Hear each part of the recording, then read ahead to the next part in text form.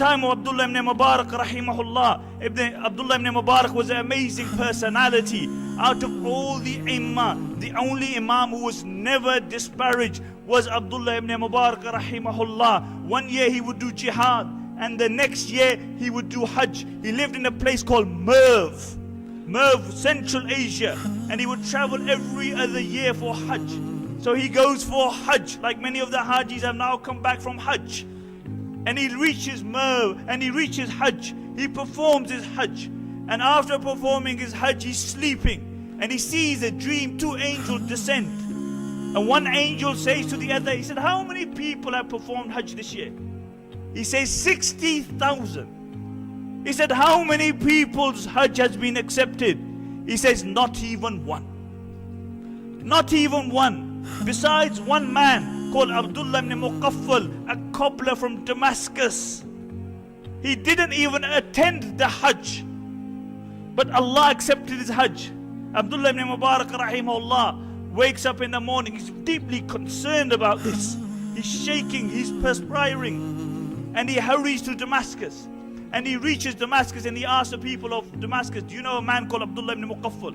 And they direct him to his house. He knocks on the door.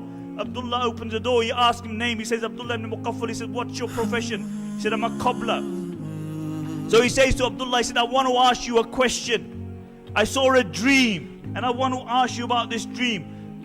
So he relates the dream to him. And Abdullah ibn Muqaffal says, I'll tell you, I am a cobbler, and I had a deep desire to perform Hajj, but because my income is very little, for the last 20 years, I have been saving up to perform Hajj.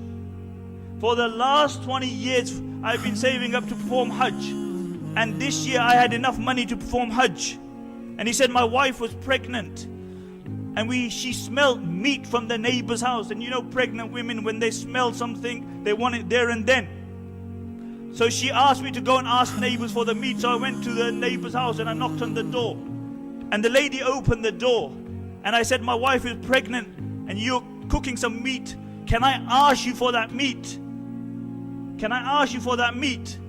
And the lady said, the meat is halal for us, but it's haram for you. And Abdullah ibn Muqaffal said, how's that? Halal for you and haram for us? And the lady said that for many days my children have had nothing to eat. They've been starving. And today I was walking on the street and I saw a dead donkey, and I cut the meat from the donkey, and to feed my children I came, and the meat that I am cooking is that meat of the donkey. So it's halal for us and it's haram for you. And Abdullah ibn Muqaffal says, I went home. I bought all the money that I had gathered for 20 years and I gave it to this lady, and I said, this is my Hajj. He didn't even perform Hajj, but Allah gave him the reward for performing the Hajj.